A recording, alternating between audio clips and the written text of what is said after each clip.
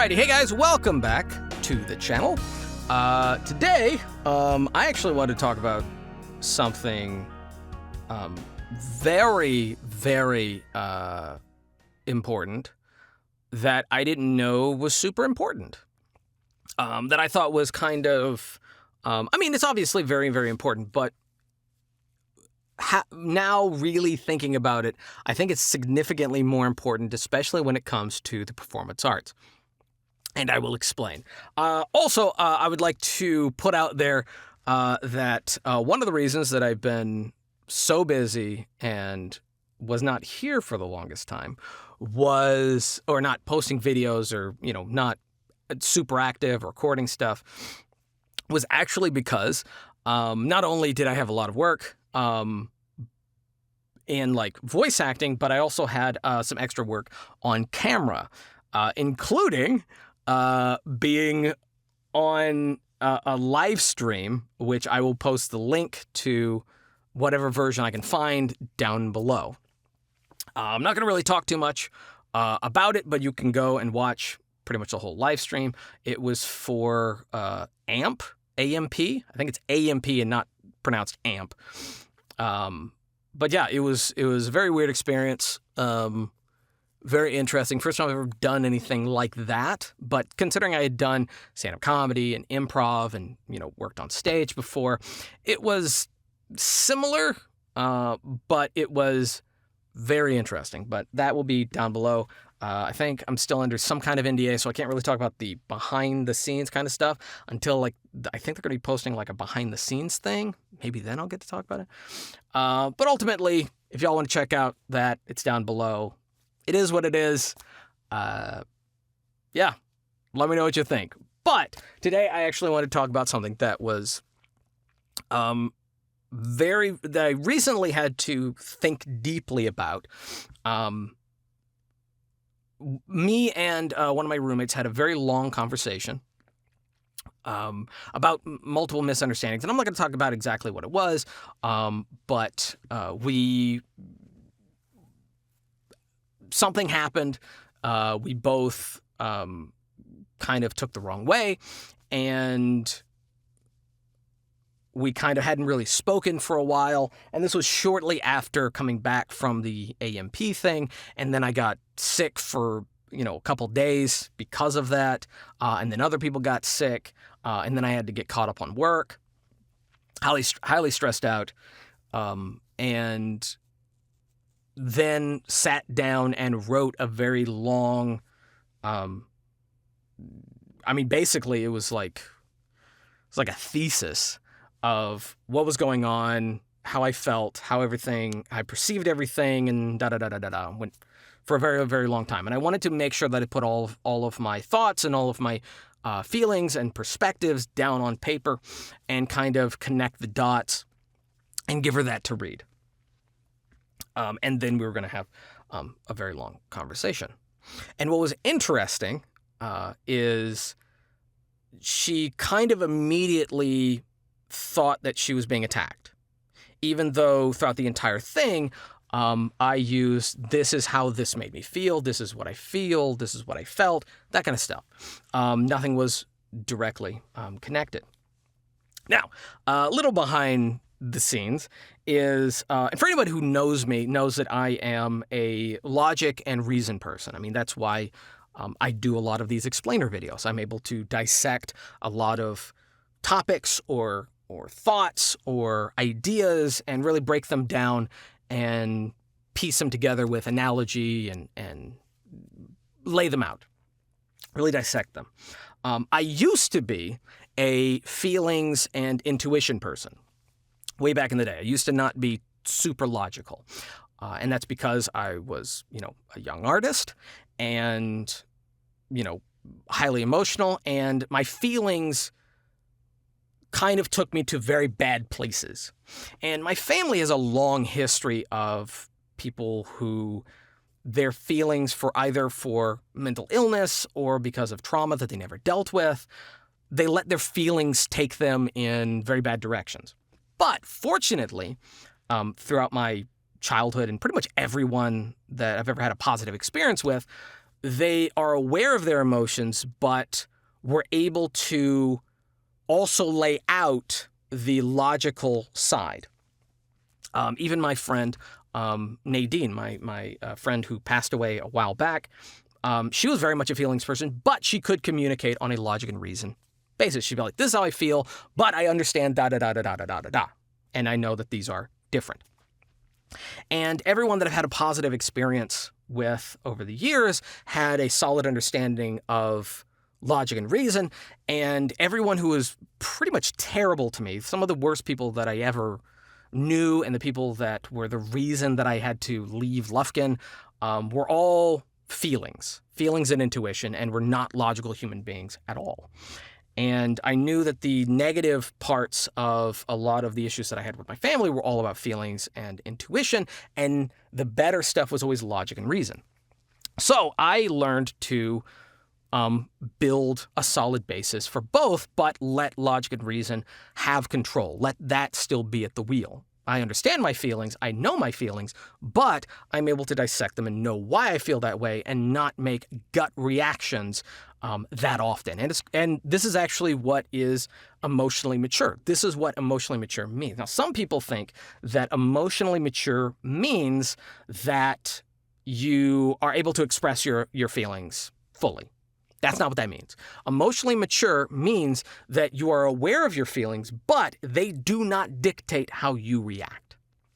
Now, you're probably wondering what this has to do with anything. This is not normally the kind of stuff that I talk about on this channel.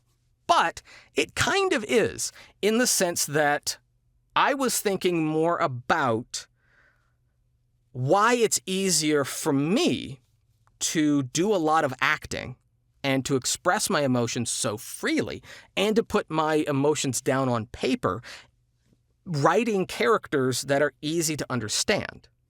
And that is because I have a high level of emotional maturity, or at least let logic and reason control that and not the other way around. Over the years, I've had to coach a lot of people, and there's been some things that have been harder for me to understand how to relate or understand how to convey these kinds of concepts to younger talent. There's a lot of young voice actors that have expressed, and a different kind of actors as well, on-camera actors and stage actors, who say that it's very difficult for them to portray the emotion accurately, or to just go from one to the other, to flip emotions on a dime. It's always been very easy for me, or at least through most of my acting career. And I think this is because my acting method has always been more improv, and me really getting to the psychology of a character and of a scene. And a lot of other people's acting method involves them letting the emotions dictate how they perform, which is fine, but I'll give you an example. Let's say you have a script and it needs you to be depressed. The character is depressed. Now, some people know what it's like to be sad, very, very sad, but most people don't know what it's like to be truly depressed. So they just showcase sadness. It's not 100% accurate, and it's going to be missing the mark. Now, other people will know what it's like to be depressed, but they don't understand why this character's depressed. They know what depression feels like, and they will go to that emotion, and that emotion, because they will go to whatever it was that depressed them back when they were depressed, and they will think about that, and that will bring out that depression. But the problem is with that is that's their depression. That's their emotional reaction to what they experience. That's not what the character is experiencing. The character is not experiencing their version of depression. The character is experiencing its version of depression. And that's where I think a lot of people kind of get tripped up. That's why apparently I feel that that is one of the reasons that a lot of people have trouble really laughing as a character and making the laugh sound believable. I think that's why a lot of people really have trouble actually crying as a character. And it's not a matter of empathy. That's not it. Some people think that, and yes, some people who have trouble empathizing for whatever various different, mental disorders or, personality disorders might have trouble empathizing and may have trouble reading, a character and understanding their emotions. Yes, that's a thing. That's absolutely a thing. I've seen that happen. But what's more likely is if you're someone who is feelings and intuition, or primarily feelings and intuition, you're used to letting your emotions take charge, and you're not in charge of your emotions. So if you're reading something and it doesn't actually emotionally speak to you, it's going to be very hard for you to deliver that performance. As opposed to if you're someone who is aware of your emotions, is emotionally mature, but you dominate in logic and reason, then you're going to be able to understand and dissect that character and understand why they are emotional, and you'll be able to replicate that because you're in control of your emotions. And I think this is very key.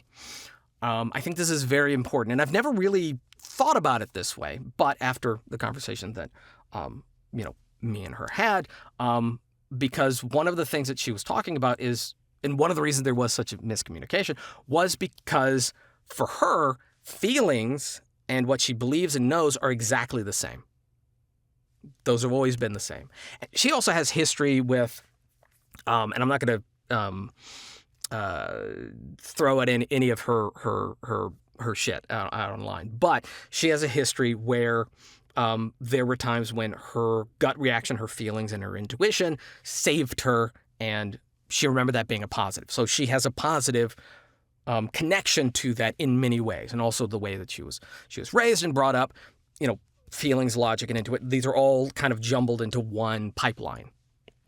Me, coming from more of a family of a little bit more intellectuals, which does not mean smarter or higher IQ or anything like that. This has nothing to do with intelligence or higher IQ. But people that just dissect stuff and love to analyze things and overanalyze things and overthink things. I have negatives related to letting feelings take control versus letting logic and reason lay out a path for the feelings to follow. And I feel like that's why acting has been easier for me. And this is very similar to the mind's eye conversation that I've had before, and I talk about in my classes, but I've also made videos about it or talked about it in videos. The mind's eye, for anyone who needs to get caught up, is some people can visualize their imagination. Like when they imagine something, they can basically see it as if it's in front of them, or they could hear it. Some people don't have that. My younger brother does not have that. He doesn't visualize or hear anything. And this is relevant in acting and voice acting as well, because there's going to be producers, there's going to be directors and casting directors that don't have that, because people that are way further in the logic and reason or the business side and the numbers side and the statistics side, they're going to have less of that creative framework for their mind's eye. And so, this is one of the things I talk about, is that people who don't have that, you don't need to be trying to impersonate in an audition. You're not trying to impersonate what you think that they have in their head, because it's possible they don't have anything in their head.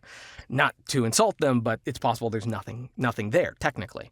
And so this might be similar to the idea of some people aren't able to guide their emotions. And that might be some of y'all. Some of y'all might not have the ability to, might not have the emotional maturity to be able to guide your emotions rather than letting your emotions guide you. And again, there's nothing wrong with that. logic and reason versus feelings and intuition. I know there's been this. It's kind of this. The internet has taken it to this almost like battleground. Facts don't care about your feelings kind of stuff, and that's not necessarily true. There are some areas in life, and there are some topics, and there are some things where obviously logic and reason and rationale dominates and is more beneficial. Obviously, no question. But there are tons of areas where feelings and intuition are more dominant, are more beneficial, like for the arts, for example. In painting, in music, in writing, in cooking, in fashion, in design, in nurture, a lot of that dominates in the feelings and intuition area, because it's not so much about the checkbook of, getting things precise. It's more about just going with the flow. As opposed to, some things that are more about like business or, mechanics or, statistics and stuff like that. That's going to be more, it's like science is more about logic and reason and rationale. So these have their own place. But in acting and in, the kind of the industry in general, I think both of these kind of come to a single point. And they do need to work in tandem. But I feel like logic and reason needs to dominate. And here's the example that I have for this. I know this is a long video, but I feel like this is kind of a big topic, especially for a lot of people. Think about it this way. You are logic and reason, and you're walking your dog. And the dog is feelings and intuition. That's what that is. They're more loose. They kind of just want to go wherever, just whatever, influences them. But if you're walking your dog, you have to be in charge. Yes, so often the dog will kind of like go ahead of you, but you still have to be in charge. You don't want to be, a robot and just carry your dog the whole way. What's the point in that? And you don't want, but on the opposite, you don't want the dog to have complete and total control over you, because y'all will end up walking into the street, getting hit by a car. You'll walk through someone's backyard. You'll walk into mud, what have you. Logic and reason still needs to be in control. It still needs to dominate in many, many areas. Now, once you get to a park, once you get to, especially a dog park, there, like in the arts, there are areas where your feelings should run free. They should be free to go wherever. And for me, that's in a lot of my writing. But I still have to use my logic brain to make myself sit down and write. But once I've gotten myself to sit down and write, because I don't feel like writing. Quite regularly, I will not feel like writing. I will not feel like really doing anything. But my logic brain needs to make me do that and then put my feelings and intuition side in a space with the framework around it and then get it going. So that's kind of the idea that I've been working with and kind of thinking about. And it's a new thing that I'm going to be focusing on when it comes to coaching, especially young talent. Is because, I'm 37. I'm kind of an older guy. I'm technically halfway dead if you look at the new what is declared middle age now, which I am technically past middle age, apparently. And I know a lot more people are struggling with, getting their feelings in check and not letting their feelings dominate. And but also at the same time, I need to be more conscious and sensitive and aware of people where that is genuinely an issue that they have. And they've gotten so far into their life, like my roommate, where they're an adult now and they've structured so much of their life around this that it's very, very difficult to move them away. Or move them, help them guide towards, the more rational side when that's necessary. Rather. And this could also be something that I would have to use and implement in not only coaching, but directing as well. Because there will probably be some people that are more feelings and intuition. And sometimes when I am laying out detailed framework of a scene or a character's motivation, it may be too much for them and it may not be helpful. And it may not make that much sense because I'm basically using more words, but they don't feel anything from those words.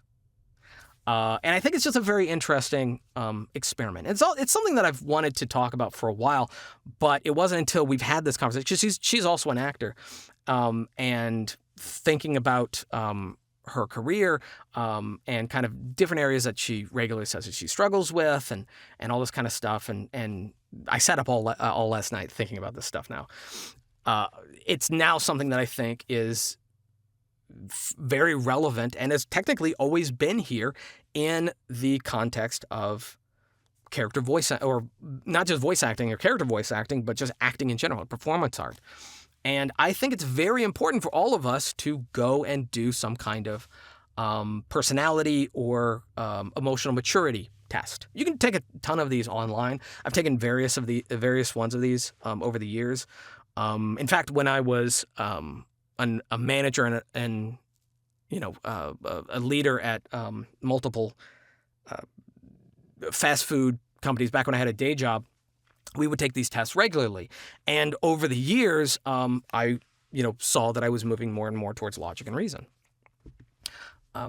Now, the downside of that is it is very possible that you could go too far towards the direction of logic and reason, and you could basically become like Spock or Data from Star Trek, where you become too detached, where the logic and reason smothers the feelings and intuition to the point that you're incapable of actually even invoking these emotions when you need to. That's not being emotionally mature, that's being emotionally dead, that you've killed the emotions. So there is a flip side to that. So it can go way too far in either direction, but I think ideally it needs to be right there in the middle or slightly leaning more towards the logic and reason in order to be in control and dominant and not letting that control you. Again, this is a lot because this is more than just voice acting. But hey, I mean, the degree I always wanted to get into, if I ever got a degree, was going to be psychology, and I feel like this one fits. This just also I feel like it helps y'all more than just voice acting and performance and stuff like that. I feel like it helps y'all a little bit more than that. So anyway, that's going to be it. Again, super long video. I know everyone's going to be posting down, this is when the video starts, and it's like right now. People always doing that, and I always have to go, technically video starts at 00. What you mean is, I love doing that. It makes people mad. But that's going to be it. So thank you guys for watching. If you liked the video, give it a thumbs up. If you didn't, give it a thumbs down. Totally fine. Subscribe if you're new. Bell for notifications, and leave down in the comment section below if you'd like to see any other videos, any other topics. And if you have any personal opinion on this topic, or if you would like to say which of the two you are and what your experience has been, especially in the context of acting, or performance, or even just life in general, leave that down in the comment section. Kind of open. I want to know what you guys think. And that's going to be it. So until next time, peace.